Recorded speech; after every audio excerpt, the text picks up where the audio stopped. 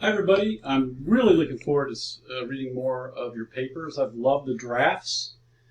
So many creative applications of judgment decision making within the context of your area of passion, your focus of your dissertation topic. And as I've mentioned, it's really a good skill as you look at building your stream of content that supports your thought leadership, that as you build this stream, that it connects and it relates. And the ribbon is the topic, the area that you're passionate about. Then you learn to reframe your topic for a particular audience or around a topic. And in this case, you're looking at reframing it for an audience of your periodical within the context of judgment decision making. And so this is, again, another skill as you begin to be able to, in a way, franchise your topic. In a way, you are taking that the intellectual entrepreneurial approach of creating multiple products and multiple ways of sharing that area that you're passionate about to a variety of audience and build that expertise base, that toolkit that you're building for yourself, and a scalable toolkit that others can borrow from and adopt so that you're making a difference while you sleep. So that's the cool thing I'm really looking forward to seeing as you write this article. And the good thing is that this is an article that is going to be shorter than a traditional academic article, and it's going to be compelling.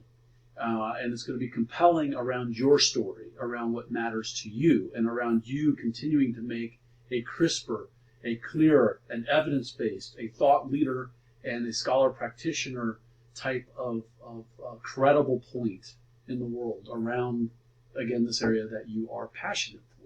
And as you begin to get recognized, people will come to you and ask you around that expertise area to help them. You'll get calls and people. And when you submit an application or a proposal or a grant or a job interview, and they begin to differentiate, this is what will help them differentiate you. And the cool thing is you're not differentiating on something over there or over there. You're differentiating on what matters to you and what you want to be professionally doing as you move to the next step for you in your professional journey. Grounded in what you're passionate about and the difference you want to make in the world and the lives you want to impact. So complete is the first criteria here. And as you know, I've used this base framework. And when we look at complete, we're looking at the content that your deliverables are provided, that one, all the requirements and the integration of judgment decision making is clearly addressed. I'm not looking at the quality of it, that's down below, but I'm looking first to make sure that you've done that and that it's properly submitted to the periodical, that you've provided the email that you sent, the article to the editor, you provide the email with your article, and then properly, C is looking at the elements of the outline. I gave you an outline that you'll send, so following that outline, and that you conducted your peer reviews of 2 other people. So did that? Check. That's doing it. Now we get into a bit more of the quality of the work. The first is professional.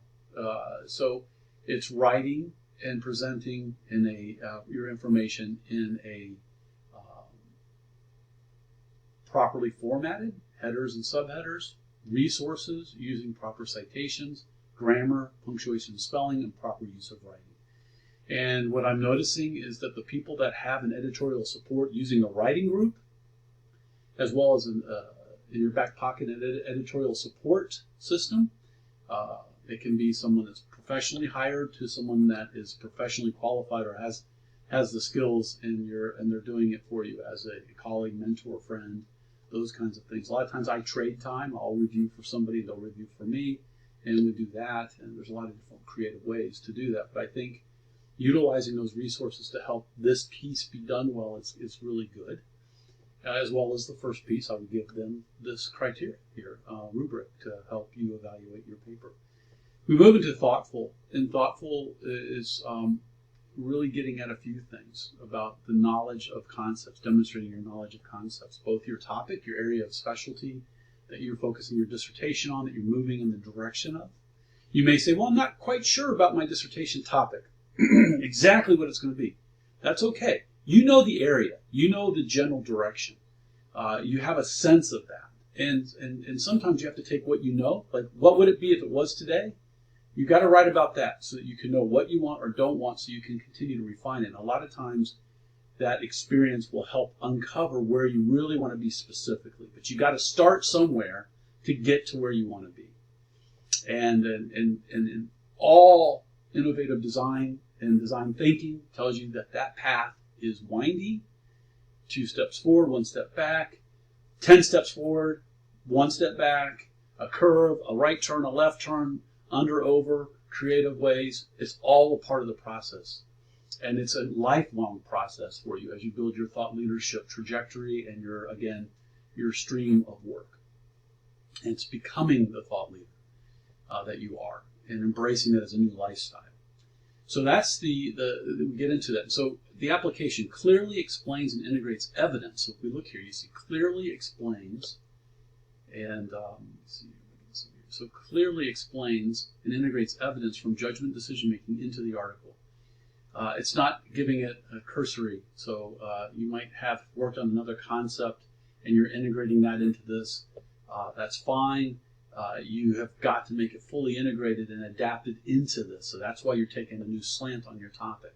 So you want to make sure that you're integrating evidence in a way that's appropriate for the audience. It's not a scholarly academic integration of evidence. There are ways, and you can see in your target periodical, those that are more evidence-based versus those that aren't. You can see how people did that. And those are the articles that get shared more to others than those that are not, that are fully anecdotal. We know that in terms of evidence, you got 2 ways of thinking about it. One is logical, anecdotal, and empirical.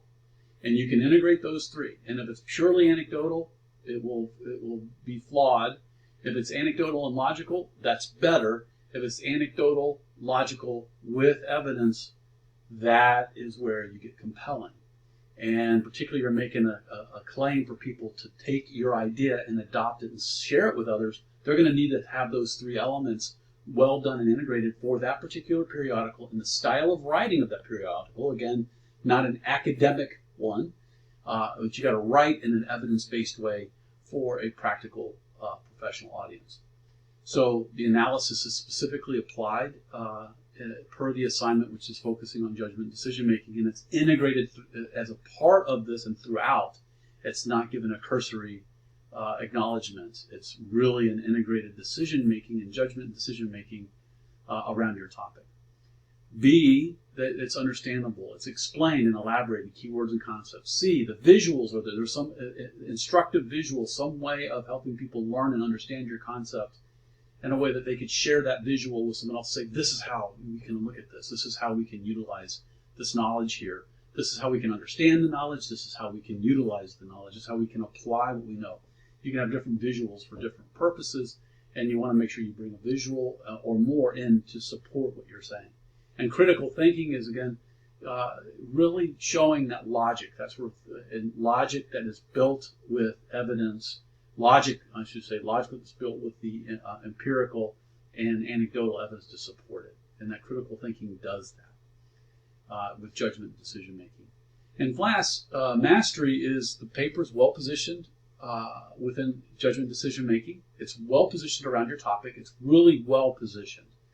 And it's ready for submission, meaning that it can be published as is and is well suited for the target periodical.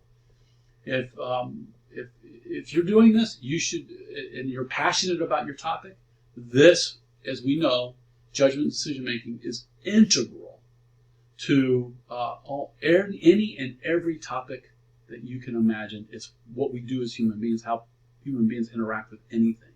So understanding how people make judgments, how people judge things, how people evaluate, how people make decisions. So judgments, evaluation, judgments, analyzing, judgments, understanding, judgments, perception and interpreting and making and sense making, decision making, using that information to make a decision, to make the best decision, make an effective decision, make the kind of decision that will help them get the results they want.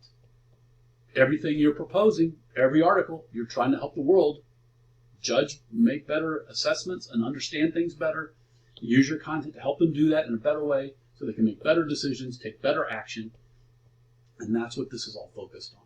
So you want to make sure that you're doing that in a way that, that honors and also celebrates the role of that. And I think it's going to be such a cool feather in your hat because people are wrestling with this concept at all levels and organizations across all industries with some of the most critical of issues right now in our world. So with that, I look forward to seeing what you all put together. I'm really enjoying what you're doing at this point. You're doing some amazing work. I just want to high five you because you're on track in so many good ways. Bye for now.